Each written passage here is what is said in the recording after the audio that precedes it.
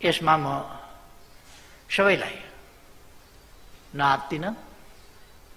यस कठिन परिस्थितिमा यस परिस्थितिको सामना गर्ने दिशामा सरकारका प्रयासहरूमा साथसाथै अगाडि बढ्न सबैमा फेरि पनि आग्रह गर्न चाहन्छु र तपाईहरू मार्फत सरकारको तर्फबाट गरिएका यी आग्रहहरू आम जनतामा पुग्नेछन् बिना भ्रम भन्ने मलाई लाग्छ। अर्को कुरा,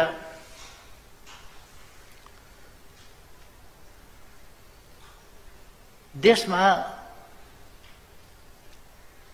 राजनीतिलाई हामीले ल्याएको लोकतान्त्रिक प्रणाली, अर्को शब्दमा भन्ने हो भने संघीय लोकतान्त्रिक गणतन्त्रात्मक प्रणाली, त्यस प्रणाली अन्तर्गतका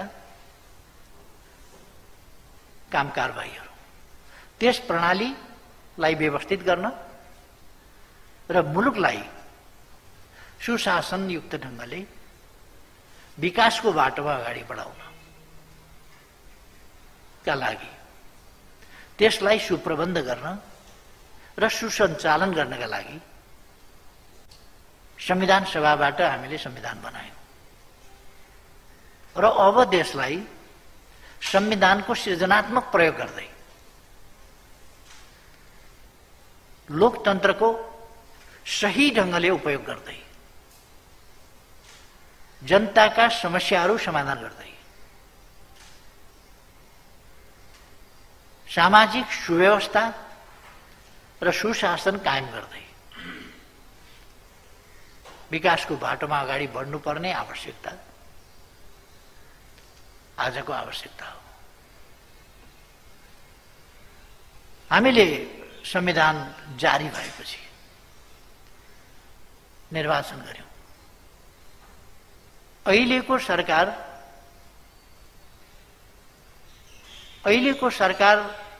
वा सरकारको नेतृत्व वा अहिलेको सरकार सञ्चालन गर्ने पार्टी, यसले आयोजना वा सञ्चालन गरेको निर्वाचन होइन, अहिलेको प्रतिपक्षीय दलको नेताको नेतृत्वमा प्रतिपक्षीय दलहरू सहभागी भएको सरकारले गराएको निर्वाचनबाट झन्डै 2/3 हैसियत प्राप्त गरेर जनताको अभिमतबाट संविधान सम्मत ढङ्गले यो सरकार बन्यो।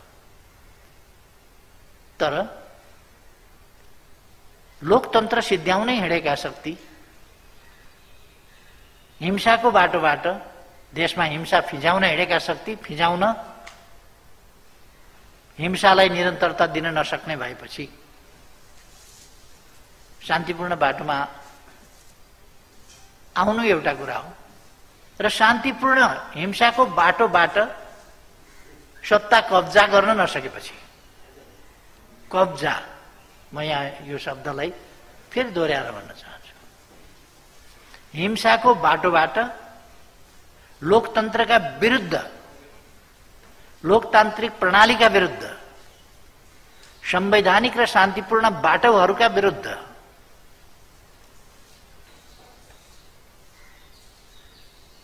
चलाइएको हिंसात्मक गतिविधि, त्यसबाट कब्जा गर्न नसकेपछि अनि तरिका परिवर्तन, ट्याक्टिकल मुभ, उहाँहरूकै शब्दमा ट्याक्टिकल मुभबाट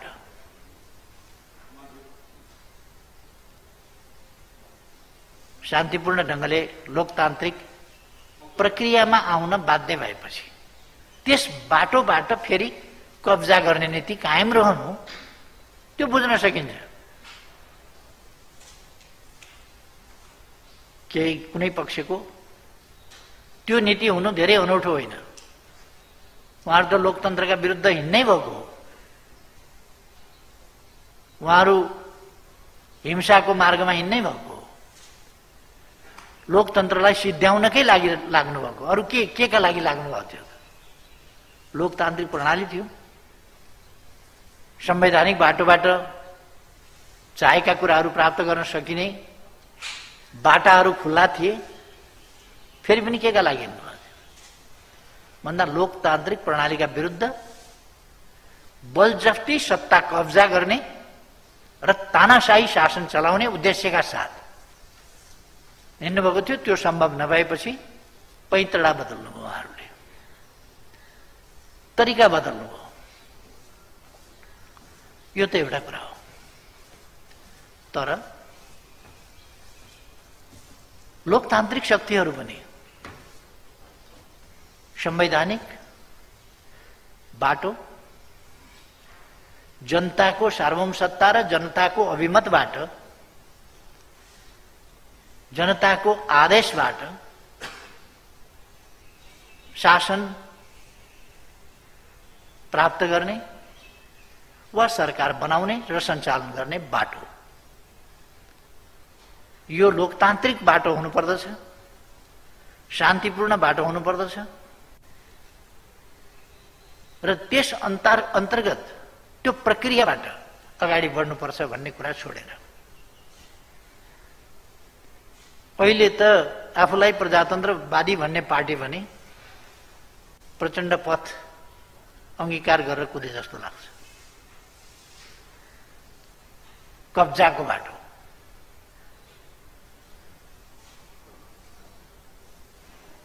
सरकार चलाउन पनि नदिने, काम गर्न नदिने, सधैँ भित्तण्डा खडा गर्ने, कुप्रचार गर्ने, असभ्य प्रचार गर्ने, गाली गलौज गर्ने, जनतामा भ्रम फिजाउन खोज्ने, यिनै प्रयासहरू हुँदै आएर गत वर्षदेखि यो प्रयास अत्यन्त तीव्र भयो। मलाई ताज्जुब के लाग्यो भने एक थरी त्यस्तो हुनु त ठिकै थियो, आफूलाई प्रजातान्त्रिक शक्ति भन्नेहरू पनि अब मैले नेपाली कांग्रेसका प्रतिनिधि सभा कायम रहेका बखत सायद प्रमुख सचेतक कि सचेतक के हो पुष्पा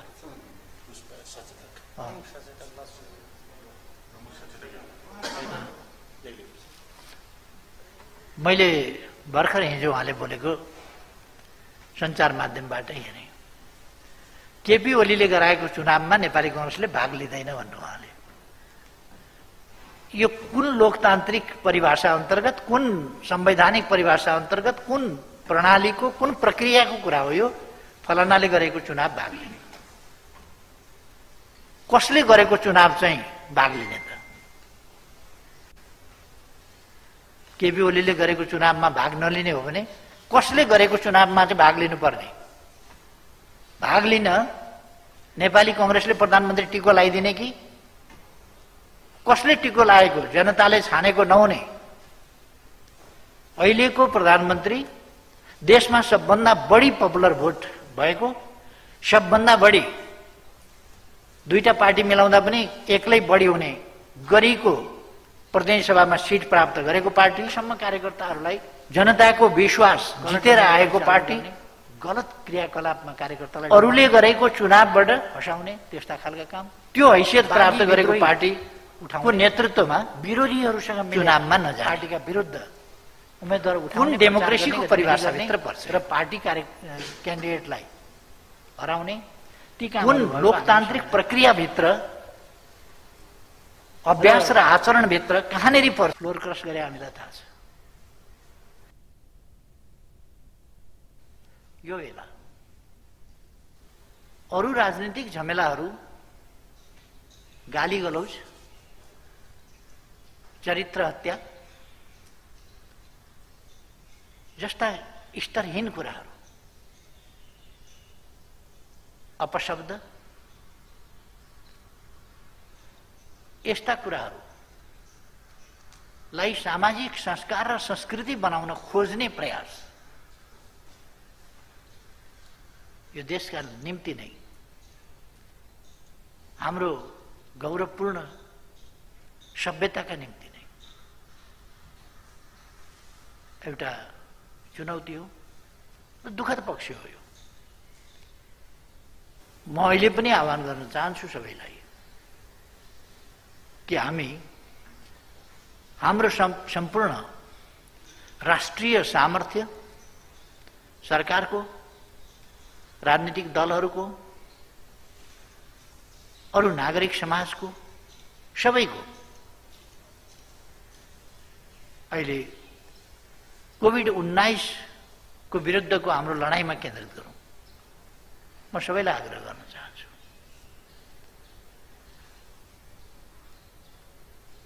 हामी महामारी के हो भनेर हामीले बुझेका छौँ जस्तो मलाई लाग्छ। महामारी भनेको एउटा नियमित प्रक्रिया होइन, अचानक आइलाग्ने कुरा हो। आजको विश्वलाई 2020 को अन्त्यबाट 2019 को अन्त्यबाट 2019 को अन्त्यबाट एउटा भयंकर, भयानक, खतरनाक भाइरस देखा पर्यो, जसलाई कोभिड-19 भन्ने गरियो। त्यसले विश्वलाई नै आफ्नो लपेटामा लियो। के धनी, के गरिब, के अगाडि बढेका, के पछाडि पढेका, के विकसित, के अविकसित, सबै राष्ट्रहरू, सबै देशहरू, सबै विभाग आक्रान्त भए। कोही पनि अछुतो रहेन। यस्तो अवस्थामा तयारीहरू, पूर्व तयारी नहुनु स्वाभाविक कुरा हो। त्यसै कारण यो महामारी हो। यसमा पूर्व तयारी या हामीसँग भइरहेका कहीँ पनि मौजूद रहेका सामग्रीहरू या सामर्थ्यहरू या औषधिहरू अपर्याप्त हुनु स्वाभाविक हो। त्यसै कारण यो महामारी हो। र यस्तो महामारीका बेला अपर्याप्तता हुन्छ। अन्यत्र पनि भयो, विकसित देशहरूमा पनि भयो। अस्पतालभन्दा बाहिर पाल टाँगेको हामीले देख्यौँ। अक्सिजन नभएर, बेड नभएर, भेन्टिलेटर नभएर, औषधि नभएर घरैमा तातो पानी खाएर बस भनेर विकसित देशहरूले भन्न पर्यो।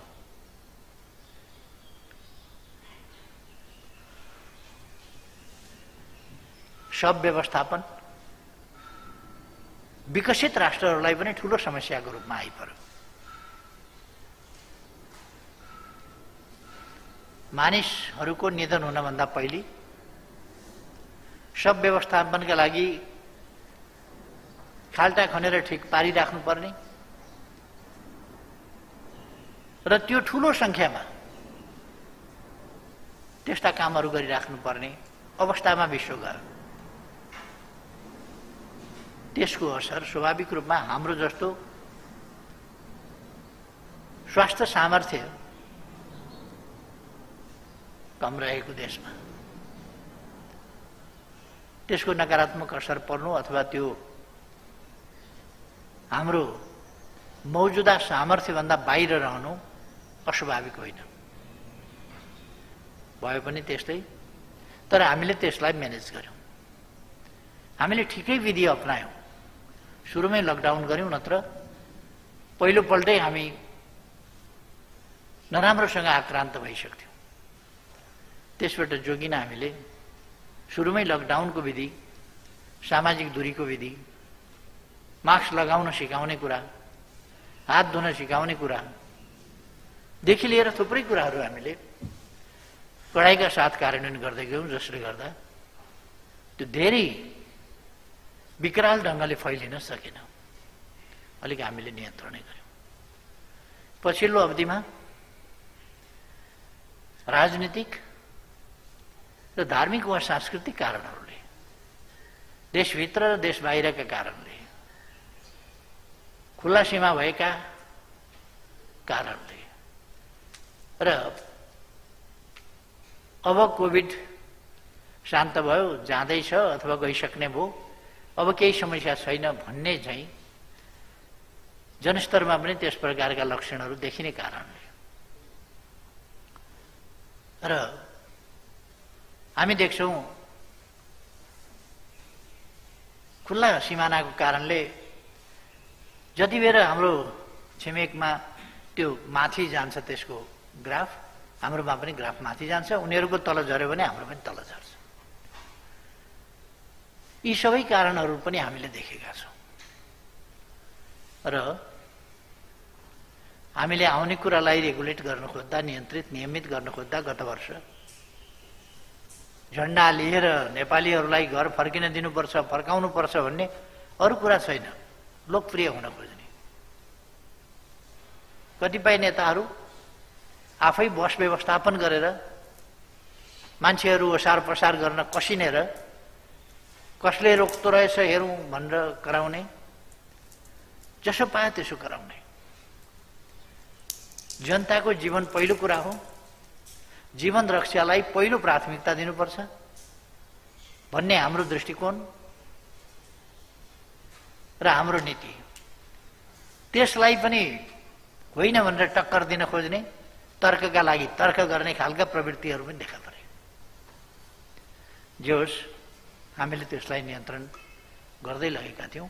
फेरि यो दोस्रो वेभ आयो र यस दोस्रो वेभमा विभिन्न प्रकारका न्यू भेरिएन्ट्स देखा परे र हामी त्यसको पनि सामना गर्न स्वाभाविक रूपमा ठुलो मात्रामा चाहिँदा अक्सिजनको कमी भयो, ठुलो मात्रामा चाहिँदा अक्सिजन सिलिन्डरको कमी भयो, ठुलो मात्रामा ल्याउनु पर्दा ट्याङ्करहरूका कमी भए, ठुलो मात्रामा चाहिँदा आइसियु बेडहरूको कमी भयो।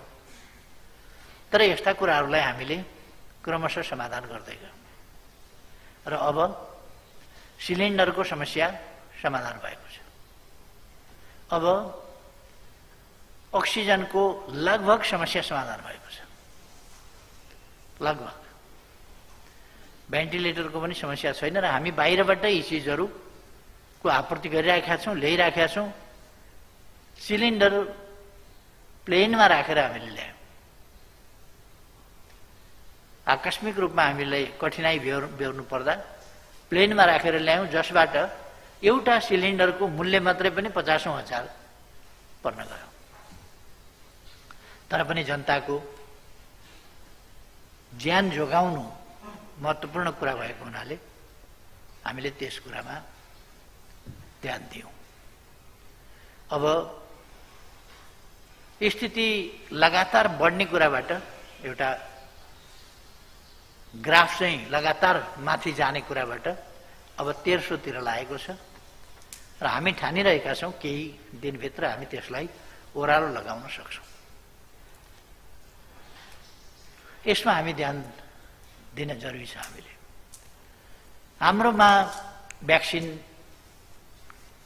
बनेको थिएन, बन्दैन अहिले पनि। र हाम्रो जस्तो सानो देशले भ्याक्सिन आफै बनाउने कुरातिर लाग्यो भने त्यो धेरै समय लाग्न सक्थ्यो र त्यो ठुलो खर्चको विषय पनि बन्न सक्थ्यो। त्योभन्दा हामीले भ्याक्सिन हाम्रो रिसर्चको क्षमता, हाम्रो साधन स्रोतको क्षमता, हाम्रो तत्सम्बन्धमा भ्याक्सिन उत्पादन गरेका अनुभवहरूको सीमितता जस्ता कुराहरूको कारणले हामीले भ्याक्सिन तत्काल सम्भव थिएन। तर हामीले भ्याक्सिन उत्पादक देश भारत, उसले लगाउन सँगसँगै हामीले पनि लगाउन सुरु गर्यौँ र दक्षिण एसियामा भारतपछि हामी पहिलो देश नै हौँ जसले भ्याक्सिनको खोप सुरुवात गर्यो। अन्यत्र भ्याक्सिन पुगेकै थिएन। हामीलाई मित्रराष्ट्र भारतले 10 लाख खोप अनुदानमा दियो, मित्रराष्ट्र चीनले 8 लाख खोप अनुदानमा दियो र अरू हामी किन्ने प्रयासमा लाग्यौँ र 20 लाख हामीले भारतबाट ल्याउने भनेर भुक्तानी पनि गर्यौं, तर 10 लाख आउन सक्यो। अरू विभिन्न कारणहरूले त्यहाँ व्यवधान पैदा भयो। बाहिर भनिए जस्तो, हल्ला चलाइए जस्तो होइन, केही त मिशन पत्रकारितावाला छन् जसको काम उपलब्धि देख्दै नदेख्ने, उपलब्धिको चर्चै नगर्ने, उपलब्धिको बारेमा चर्चै नगर्ने र कमजोरी कहाँ छ त्यो मात्रै चर्चा गर्ने, छैन भने बनावटी कमजोरीको चर्चा गर्ने, अन्तर कुन्तरबाट कहीँ मार्मिक कहानीहरू बनाउने, निकाल्ने। यस्ता बेलामा स्वाभाविक रूपमा मार्मिक स्थिति बन्छ पनि। मानिसहरूको निधन भइराखेको छ, मार्मिक स्थिति बन्छ। त्यस मार्मिक स्थितिको चित्रण गर्ने, त्यस्तो मार्मिक स्थिति अब आउन नपाओस् भनेर प्रयास गर्ने वा त्यस्ता प्रयासहरूलाई साथ दिने होइन कि त्यो मार्मिक स्थितिमा त्यसलाई पनि आफ्नो स्वार्थमा प्रयोग गर्ने। त्यो खालका प्रवृत्ति बोकेका केही त छँदैछन्, त्यस्ता तत्त्वहरू, त्यस्ता शक्तिहरू, त्यस्ता व्यक्तिहरू छँदैछन्। हामी अहिले पनि अरू स्वास्थ्य सामग्रीहरू, किट्सहरू, मास्क, ग्लोभ्स, पीपीई अथवा अरू स्वास्थ्य सामग्रीहरू, औषधि, cylinder, oxygen, ventilator, scan machine लगायतका सामानहरू पुग्ने, हामीलाई आवश्यकता अनुसार हाम्रो आवश्यकता मिट गर्ने खालका, त्यसलाई भ्याउने खालको स्थितिसम्म हामी ल्याइरहेका छौँ। अब हाम्रो ध्यान फेरि पनि रोग सर्न नपाओस्, पहिलो ध्यान त्यसमा। सरिहाल्यो भने त्यसको उपयुक्त उपचार गर्ने र तेस्रो सर्नै नपाओस् भन्नका लागि सकेसम्म छिटो खोपको प्रबन्ध गर्ने।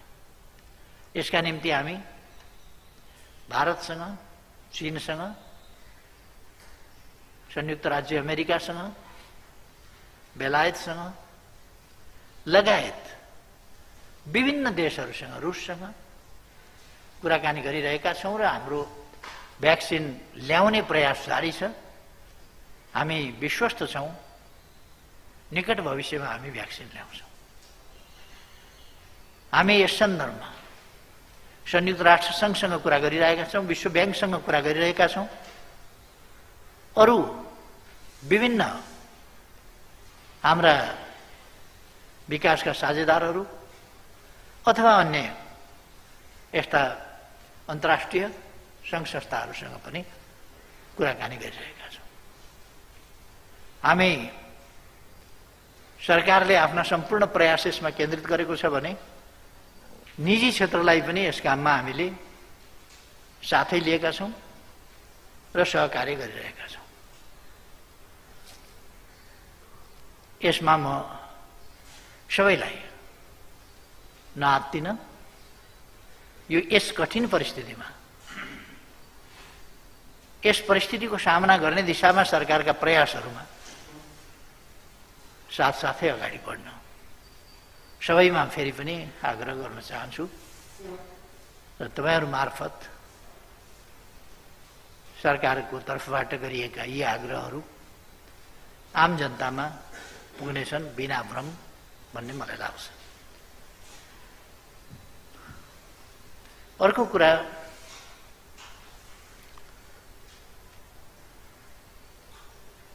देशमा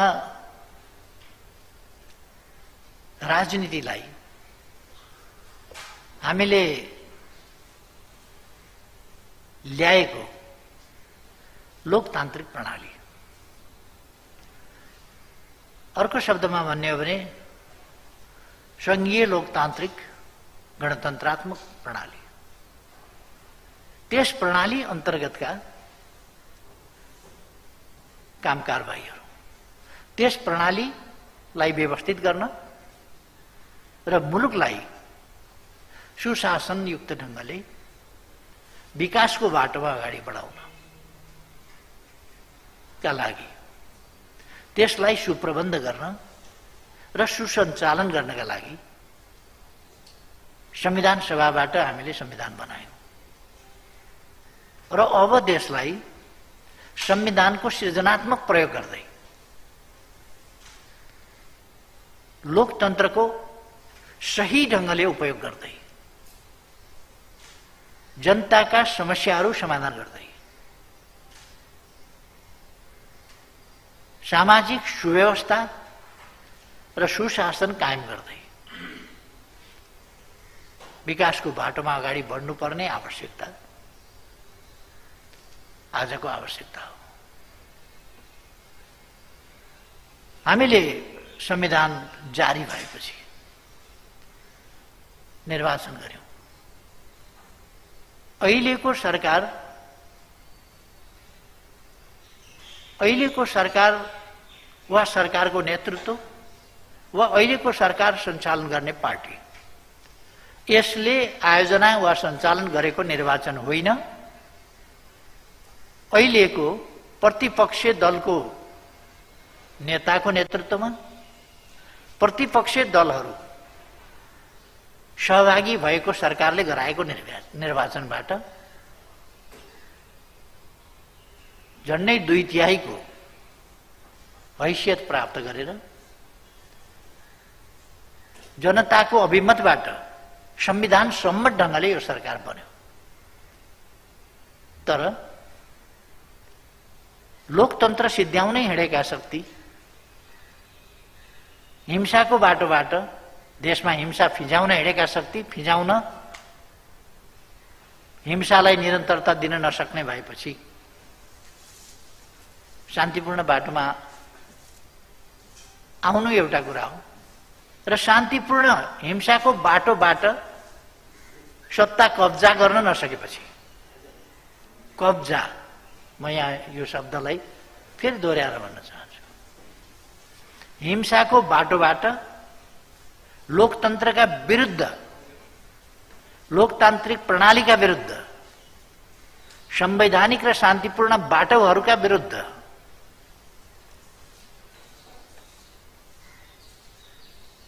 चलाइएको हिंसात्मक गतिविधि त्यसबाट कब्जा गर्न नसकेपछि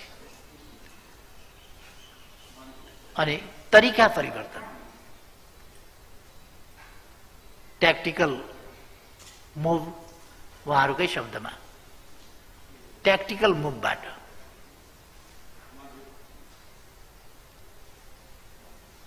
शान्तिपूर्ण ढङ्गले लोकतान्त्रिक प्रक्रियामा आउन बाध्य भएपछि त्यस बाटोबाट फेरि कब्जा गर्ने नीति कायम रहनु, त्यो बुझ्न सकिन्छ।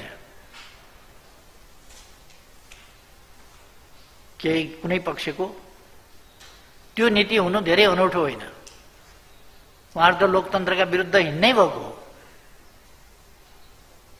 उहाँहरू हिंसाको मार्गमा हिँड्नै भएको हो, लोकतन्त्रलाई सिद्ध्याउनकै लागि लाग्नु भएको। अरू के का लागि लाग्नु भएको थियो? लोकतान्त्रिक प्रणाली थियो, संवैधानिक बाटोबाट चाहेका कुराहरू प्राप्त गर्न सकिने बाटाहरू खुल्ला थिए, फेरि पनि के का लागि हिँड्नु भएको थियो भन्दा लोकतान्त्रिक प्रणालीका विरुद्ध बलजफ्ती सत्ता कब्जा गर्ने र तानाशाही शासन चलाउने उद्देश्यका साथ हिँड्नुभएको थियो। त्यो सम्भव नभएपछि पैतडा बदल्नुभयो, उहाँहरूले तरिका बदल्नुभयो। यो त एउटा कुरा हो। तर लोकतान्त्रिक शक्तिहरू पनि संवैधानिक बाटो, जनताको सार्वभौम सत्ता र जनताको अभिमतबाट, जनताको आदेशबाट शासन प्राप्त गर्ने वा सरकार बनाउने र सञ्चालन गर्ने बाटो, यो लोकतान्त्रिक बाटो हुनुपर्दछ, शान्तिपूर्ण बाटो हुनुपर्दछ र त्यस अन्तर्गत त्यो प्रक्रियाबाट अगाडि बढ्नुपर्छ भन्ने कुरा छोडेर अहिले त आफूलाई प्रजातन्त्रवादी भन्ने पार्टी भने प्रचण्ड पथ अंगीकार गरेर कुदे जस्तो लाग्छ। कब्जाको बाटो,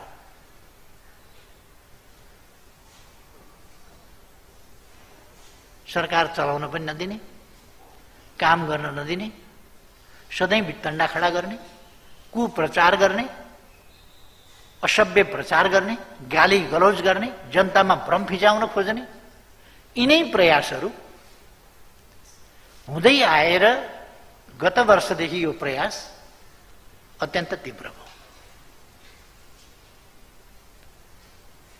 मलाई ताज्जुब के लाग्यो भने एक थरी त्यस्तो हुनु त ठिकै थियो, आफूलाई प्रजातान्त्रिक शक्ति भन्नेहरू पनि अब मैले नेपाली कांग्रेसका प्रतिनिधि सभा कायम रहेका बखत शायद प्रमुख सचेतक कि सचेतक के हो पुष्पा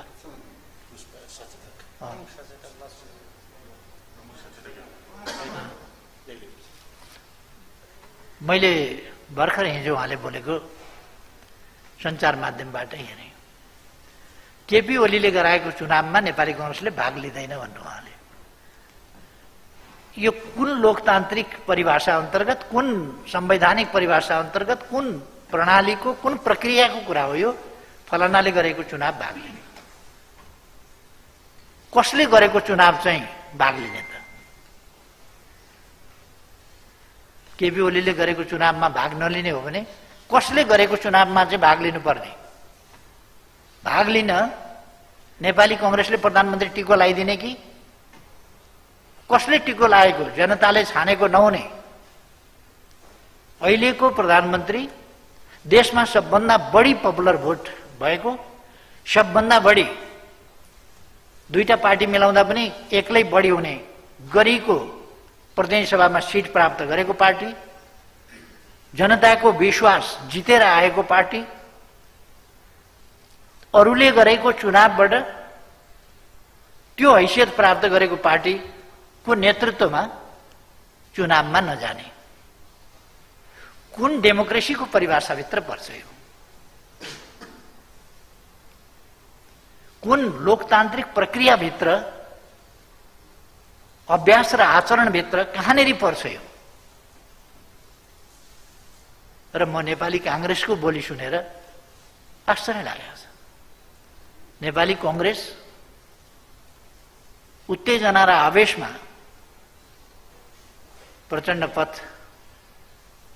प्रचण्डलाई गुरु थापेर प्रचण्ड पथमा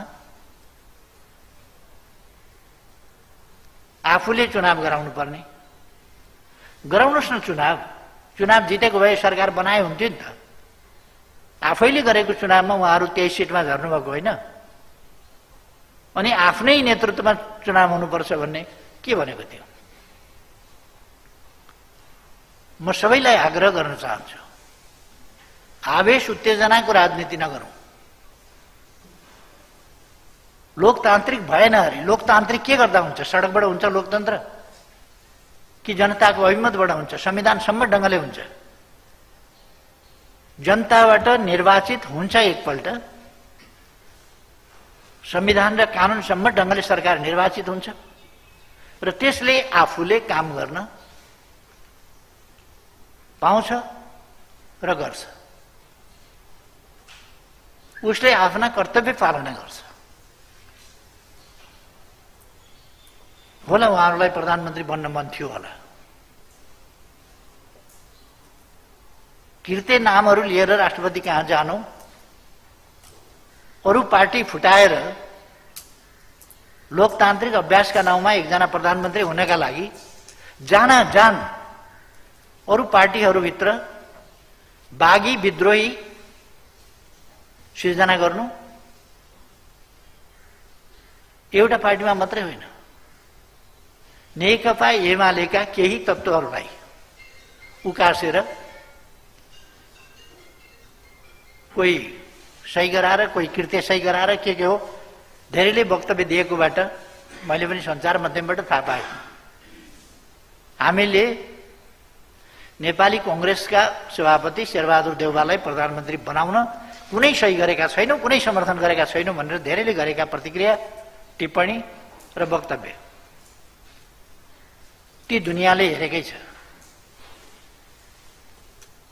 दलहरूभित्र अन्तर्विग्रह यो के लोकतन्त्रलाई मजबुत बनाउने, दलीय व्यवस्थालाई मजबुत बनाउने, दलहरूभित्र अनुशासन कायम गर्ने। लोकतन्त्र भनेको एउटा अनुशासित प्रणाली हो, एनार्किजम होइन। मैले अस्ति पनि भने लोकतन्त्र अराजकता होइन, अनुशासनहीनता होइन। र हामी कसैले पनि, म फेरि पनि भन्न चाहन्छु, हामी कसैले पनि लोकतन्त्रमा क्षणिक स्वार्थका लागि अनुशासनहीनता, अराजकता, दलीय अनुशासन, दलीय प्रणाली, दलीय पद्धति, कानुनी प्रक्रिया विपरीतका स्वेच्छाचारी, बिकाऊ प्रवृत्ति, विभिन्न प्रकारका लोभ पापको प्रयोग गरिने वा त्यस प्रयोगको फन्दामा पर्ने खालका परिपाटी लोकतन्त्रमा यी कुराहरू गर्नु हुँदैन। यदि हामी लोकतन्त्रलाई एउटा उत्तम व्यवस्था मान्छौँ भने र यसको सुरक्षा, यसको स्वस्थताका साथ समाजलाई अगाडि बढाउने कुरामा लोकतन्त्रको स्वस्थताको आवश्यकता महसुस गर्छौँ भने यस्ता अवाञ्छित अभ्यासहरू हामीले त्याग्नु पर्दछ। यी स्वीकार्य हुन सक्दैनन्, ग्राह्य हुन सक्दैन। नेकपा एमालेका विरुद्ध, नेकपा एमालेको विरुद्धमा सिग्नेचर गरेर जाने व्यक्तिहरूलाई उच्च सम्मान, उच्च मर्यादा बखप गरेको छ। यो खालको शैलीले लोकतन्त्र कहाँ पुग्छ? जसपाबाट 32 जना सांसद भएका ठाउँमा 12 जनालाई हस्ताक्षर गराएर, पार्टी अनुशासन तोडाएर, विभिन्न खालका अनुचित हत्कण्डाहरू प्रयोग गरेर यो परिपाटी बसाउँदै जाने हो भने हामी कहाँ पुग्छौँ? र म नागरिक समाजका मूर्धन्य हौं भन्ने बुद्धिजीवी साथीहरूलाई पनि आग्रह गर्न चाहन्छु कि हामीले यस्तै कुरालाई बढावा दिने हो।